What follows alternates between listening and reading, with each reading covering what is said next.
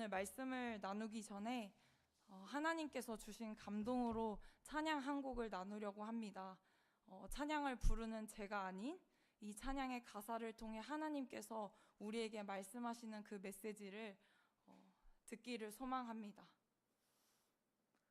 마음이 상한 자를 고치시는 주님, 하늘의 아버지 날 주관하소서.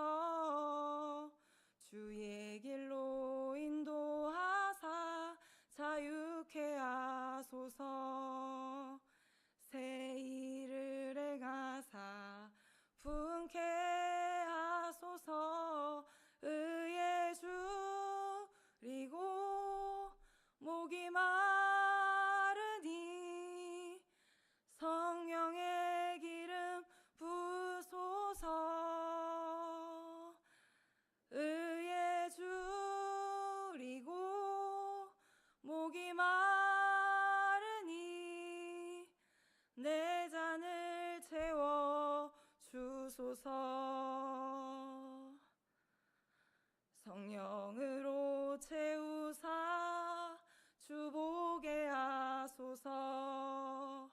주의 임재 속에 은혜 알게 하소서. 주 뜻대로 살아가리 세상 끝날까지. 나를 빚으시고 새날 열어주소서. 의에 주리고 목이 마르니 성령의 기름 부소서.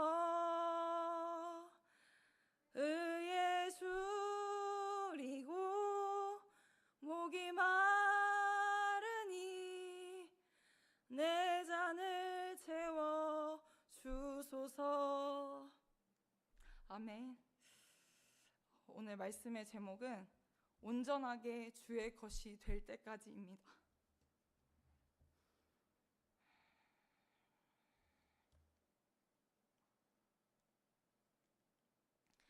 하나님께서는 우리를 온전히 주님의 것이 될 때까지 훈련하십니다. 사실 제가 이 챔버스 목사님 말씀을 묵상하면서 이 글을 이렇게 묵상하고 잘 해야 하고 이 앞에 설교단에 서서 하나님의 말씀을 잘 전해야 한다라는 그 생각은 하나님의 전능하심 앞에 아무것도 아니라는 생각이 들었습니다.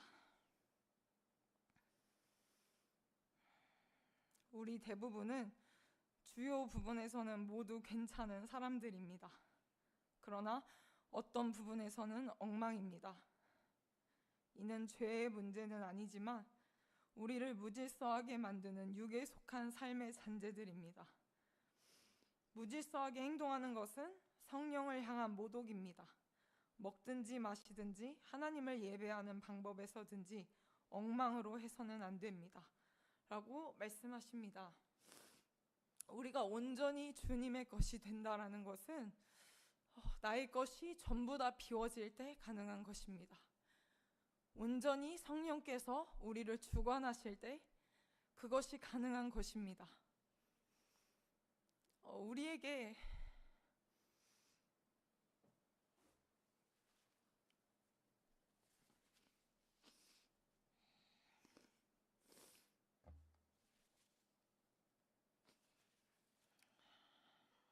우리 하나님을 향한 관계가 옳아야 할 뿐 아니라 그 관계의 외적 표현도 옳아야 합니다. 하나님께서는 우리가 하나님과 바른 관계를 맺도록 우리를 그리스도 안에 위치하게 하셨습니다. 내가 얼마나 잘났고 못났고가 아니라 그냥 우리를 예수 그리스도 안으로 옮겨 놓으셨습니다. 그것이 십자가 구속입니다. 왜 구속이라는 표현을 쓸까요? 왜 이렇게 강력한 구속이라는 표현을 하나님께서는 쓰실까요? 그것은 내가 쓰레기 더미 가운데 있을지라도 하나님은 그 영혼을 건져내셔서 하나님의 구속 계획 안으로, 하나님의 구원하시는 그 계획 안으로 우리를 집어넣으셨다는 작정이신 것입니다. 그 구속 안에 있는 우리는 하나님의 은혜를 입은 자들입니다. 하나님께서는 우리가 온전하게 주님의 것이 될 때까지 우리 스스로 무언가를 해보라고 말씀하시지 않습니다. 궁극적으로 하나님께서는 아무것도 놓치지 않고 모든 구체적인 것까지 다 훑어보실 것입니다. 우리의 모든 것을 훑어보실 때 우리가 얼마나 최선을 다해서 하나님께 정성을 다해 열심을 드렸느냐를 보지 않고 나에게 행하신 그 십자가의 구속이 얼마나 크신지, 너는 너를 비워드렸느냐를 물으실 것입니다. 하나님은 셀 수 없는 여러 방법으로 우리를 다시 같은 자리에 거듭 데려다 놓으십니다. 왜 우리가 마주하고 싶지 않은 그 상황을 계속해서 마주할 수밖에 없을까요? 우리는 왜 자꾸 그 자리에 놓여서 똑같이 보고 싶지 않은 나의 분토들을 봐야만 하는 것일까요? 다른 어떠한 이유가 아니라 바로 이 십자가의 구속을 깨닫게 하시기 위한 하나님의 크신 사랑인 것입니다. 주님은 우리가 그 자리에서 교훈을 배울 때까지 계속 우리를 그 자리에 데려다 놓으시는 것입니다. 그 이유는 주님께서는 완제품을 생산하시기 때문입니다. 우리의 충동적인 성격 때문에 문제가 될 수 있습니다. 그러면 하나님께서는 가장 일관적인 인내를 가지고 반복적으로 이 문제를 다루시며 우리를 같은 특정한 문제의 자리로 계속 데려다 놓으십니다. 충동적인 성격뿐만이 아닙니다. 누구나 어떤 사람도 예외 없이 우리는 연약한 모습을 가지고 있습니다.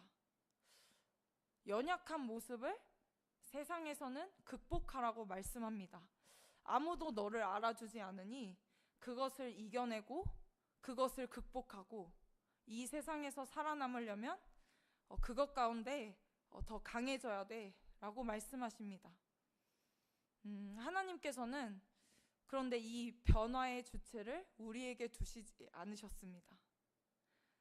내가 마주하고 싶지 않은 그 상황을 나의 분토들을 마주하게 하심으로 내 노력과는 비교할 수 없는 하나님의 십자가 죽음과 부활이 어떠한 의미인지 우리로 하여금 그 크신 능력을 힘입었다라는 것을 깨닫게 하십니다.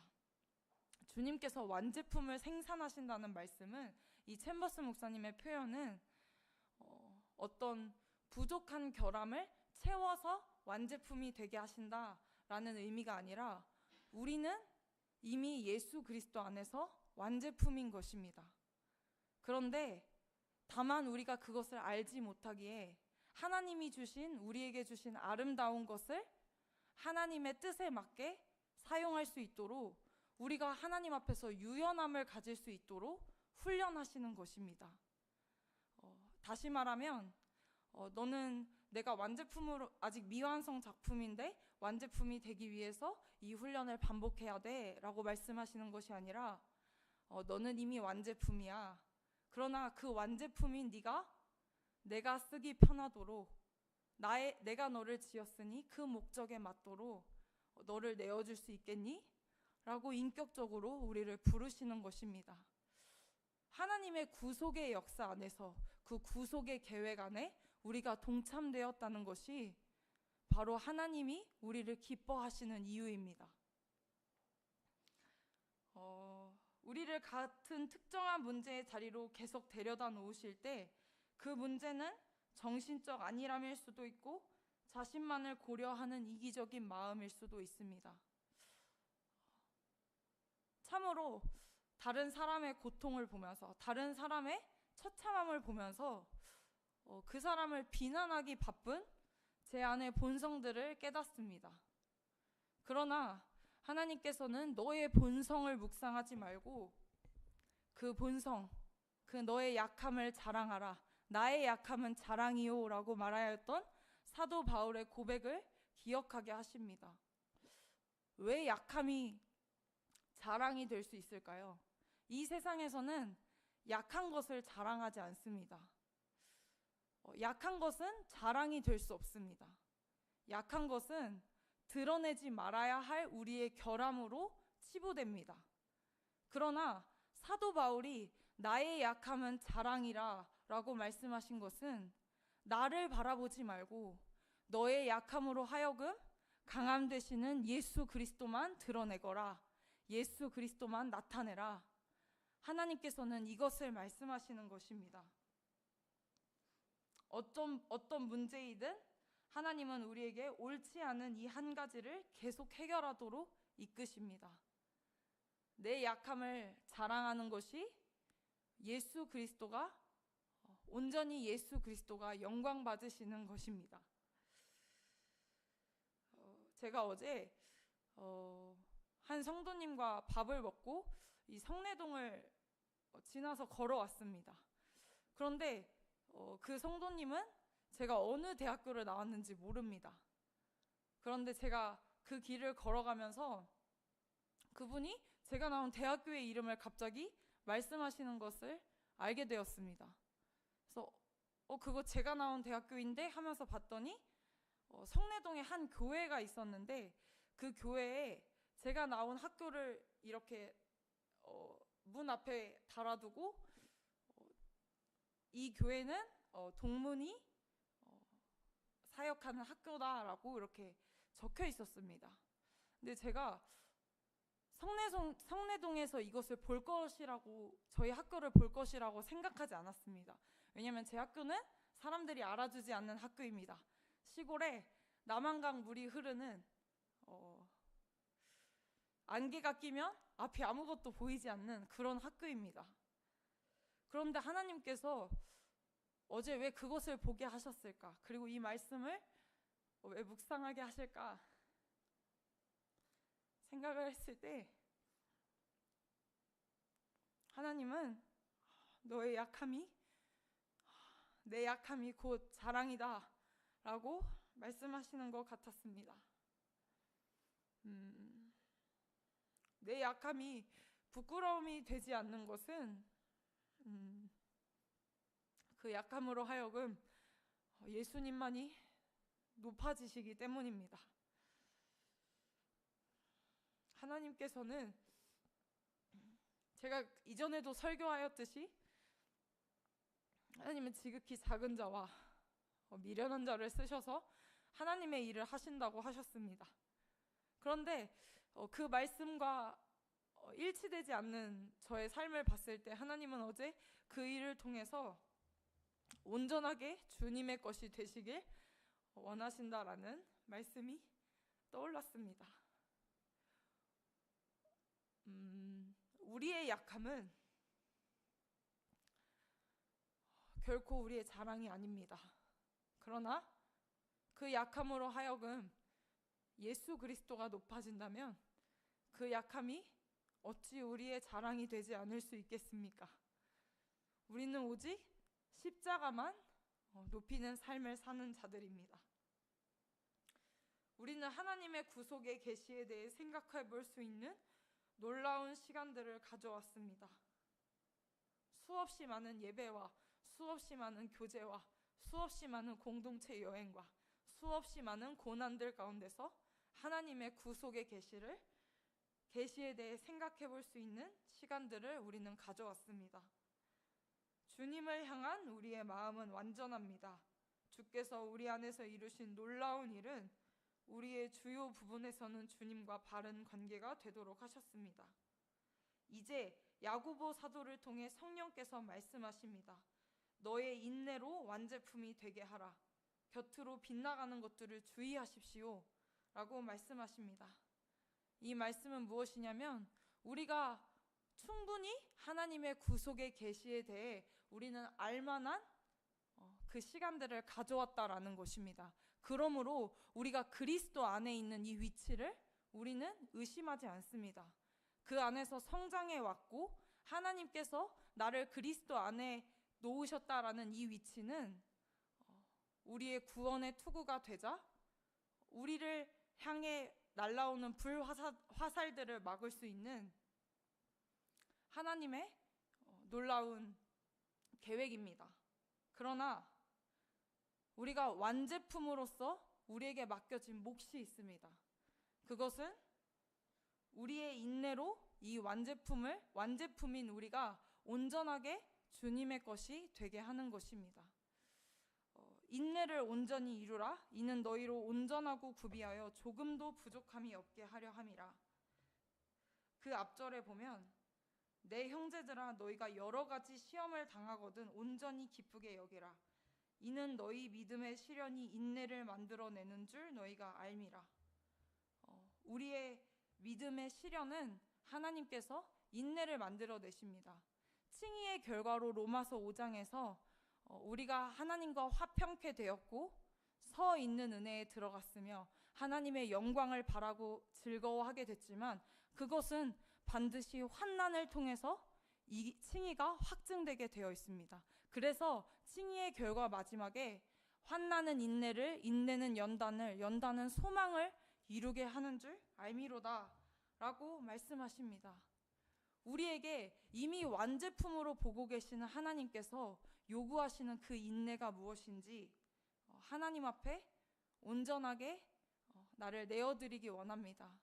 그것은 제가 주일날에도 설교했듯이 내가 잘하는 것을 내세움으로 가는 것이 아닙니다. 내 지극히 약한 부분을 그것을 자랑함으로 말미암아 주님의 강함이 드러나는 그러한 인내를 말씀하시는 것입니다. 오늘이 7월 마지막 날입니다. 하나님께서는 이 7월의 챔버스 목사님 주제로 구름 속에서 무엇을 봅니까? 슬픔과 환난과 고통 가운데 무엇을 바라보고 있습니까? 라고 한 달 동안 말씀을 전하게 하셨습니다. 우리에게 오늘 이 마지막 말씀을 7월 마지막 말씀으로 온전하게 주의 것이 될 때까지 라고 말씀하시는 이유는 하나님께서는 우리의 슬픔과 고통과 환난과 또 나를 바라보는 것이 아니라 나에게 행하신 가장 위대하고 유일한 그 구속의 은혜를 힘입어 그것 앞에만 굳건하게 서서 내가 온전히 주님께 내어드리길 원하신다라는 것입니다. 하나님께서는 이것에서 비껴나가는 것들을 주의하라고 말씀하십니다. 우리를 흔드는 그 어떤 것도 우리를 결코 넘어뜨리게 할 수 없는 것은 주님의 구속이 우리를 지키고 계시기 때문입니다.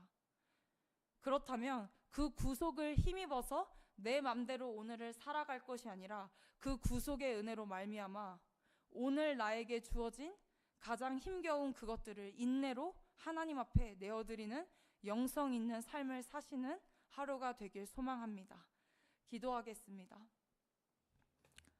살아계신 하나님, 우리는 의에 줄이고 목이 마릅니다. 성령께서 채우시고 세상 끝날까지 주의 뜻대로 살게 하옵소서. 우리가 지어진 목적, 우리를 향하신 하나님의 계획, 그리고 우리를 향해 이루신 유일하고 놀라운 그 십자가의 구속만을 우리 삶에서 깨닫게 하옵소서. 그것만이 남는 모든 인생이 되게 하여 주옵소서. 감사드리며 예수님의 이름으로 기도드렸습니다. 아멘. 찬송가 200